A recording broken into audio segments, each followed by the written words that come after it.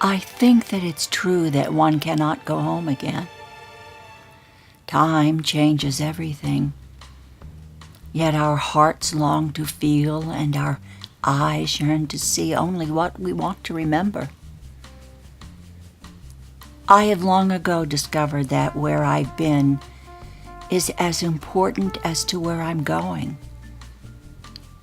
I'm no longer looking back, but I acknowledge my life as I've lived it. I may not have wished it, but I'm grateful for the challenge path I've walked.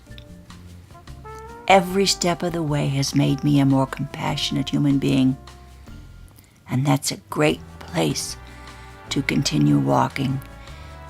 In a play or a book, the third act is the last chapter, and it's the resolution to the story.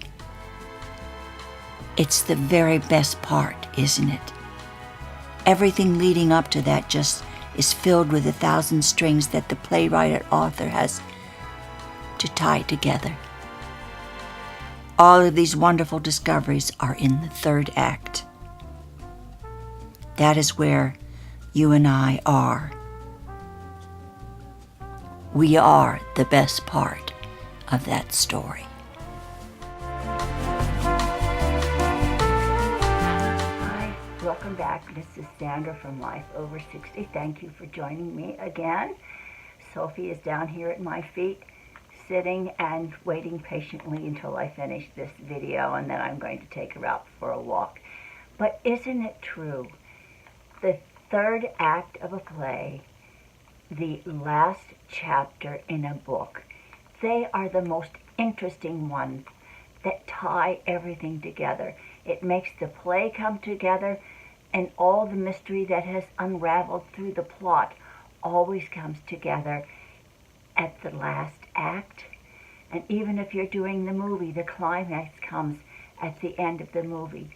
And if you sit down and read a good book, you can't wait to get to the end if it's a great book, because you know the ending will reveal itself and will bring everything together, and all of the sudden things make sense, don't they? Well, that's where we are now. If you're in your 50s or your 60s or beyond, that is where we are now. You are in the first chapter till you're about 30, and you're in the middle of the book until you're maybe 60, and then from then on you are in the what can be the best part of your life for so many reasons. And I've talked about that before. We're wiser, we have more freedom, and we can use our wisdom and our knowledge to make our lives better and to make the lives better with our loved ones and the people around us. So today, I want to talk about 4 things that we can do to nurture our inner selves. And the very first thing is to be sure that you pay attention to your family. Family, as I grow older, I know that family probably is the most important thing in my life. I love my children, I love my grandchildren, I love my husband, and I love my little Sophie who's scratching down here on my feet. But these people and these humans are so important to me. And the older I get, the more I realize how important they really are. The second thing I want you to think about is to get over yourself already. So maybe you were a wonderful teacher, a wonderful nurse, the greatest mother ever. Maybe you were CEO of a company. Whatever you did in your private life, in your family life, or whatever you did in the business world, get over that. It's time to make a change. We don't have to be the big kahunas now that we were. We can just be like a small fish in a small pond, and we can still make a difference in our lives and in someone else's life. The third thing you can do is to maybe switch it up a bit. start a new hobby. Maybe you've always wanted to do something your whole life. Well, now is the time that you can do that. You are free. Just jump in with both feet and don't be afraid to do it. Maybe you want to be an artist. Maybe you want to learn how to belly dance. Maybe you just want to be a beach bum. It doesn't matter. Try to switch up your life. This is the time to use your other gifts that you have never used before. And you've got them. They're in there. I know. I found some that I really didn't know I had, and I'm enjoying using them at this late in life stage. Look at Grandma Moses. She started painting when she was in her last chapter, and look how famous she became, and look how satisfied she was with her work. And the fourth thing that we can do, and I think if you are a mature woman watching all of these YouTube channels of these wonderful ladies in the mature world on YouTube, find your community. Find people of like minds that you are, and develop that community. Make friends and build a community and a network to be a support system for you when you need it. That can be your outreach people that you reach out to if you're having problems, or if you're feeling blue, if you're feeling down, or if you're feeling great. You can reach out and help someone else in your community that you have been able to develop. That's really, really important, because I know myself, when I was raising my children, I had friends that were parents of my children's friends, and we would do things together. We would have round-the-world dinners, and we would do social things together. And when I was working, I had those friends. I had my actor friends, and we would go to plays, and we would do rehearsals, and we would tell each other about jobs that were coming up.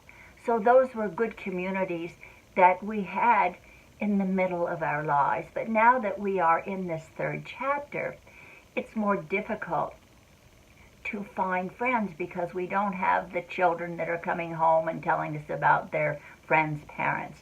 And if you like pets, I know maybe some of you travel and you don't want to be tied down with an animal, but I'm telling you, we're all mammals, and it's nice to cuddle up to a four-legged friend sometimes when you're feeling down, or when you just want someone to get out and get exercise with. So these are the four things that I think that we can do in this third chapter of our lives, and to really nurture our lives and our souls. And I honestly believe that very, very much. And do you know one thing that I am going to be doing as far as switching out my gifts? When I was working, I had to wear a lot of makeup because in film and television and in the theater, you really have to be overly made up so that it shows up on the camera. So now that I am not doing much of that anymore, I really got away from wearing makeup. I really didn't like it. So I've always, maybe the last, 8 years or so, I am such a natural person. I don't wear foundation. I don't wear makeup. I was just putting gloss on my lips, and I would do my eyelashes, and that was just about it. But now that I've joined this wonderful mature woman community, I'm really starting to get excited again about makeup.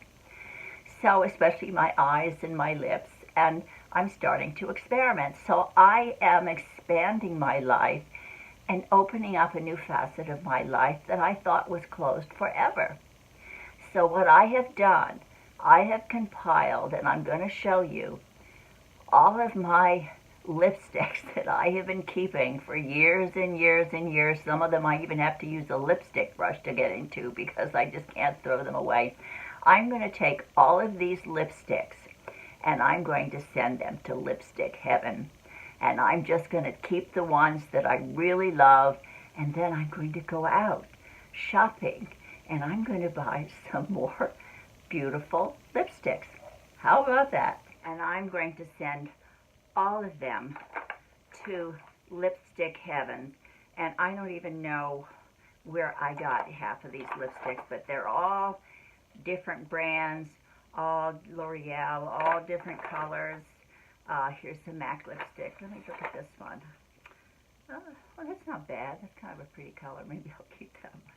But anyway, I'm going to send all of my old lipsticks to Lipstick Heaven, and I'm going to start all over again with brand new colors, and I'm going to have really nice lips from now on when I do my YouTube videos. So that's how I'm going to switch up my life. I am starting to fall in love with makeup again in this third chapter of my life. Okay, thank you. I've had a little bit of fun making this video.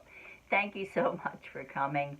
I love each and every one of you and like having you come share this short time with me. I hope I've given you a little bit of food for thought, that maybe just because we're over 50, over 60, or maybe, you know, I'm almost at the end of my 70s, maybe we can really make the most of this time of our lives. And maybe I've given you food for thought that you might be able to switch up your life, nourish your inner self, and nourish your soul by doing things just a little bit differently and appreciating every single day that you get up and your feet hit the floor. Thank you for coming. I hope you have a wonderful, wonderful week, and I love sharing this time with you. Take care, and I hope you have the best day ever.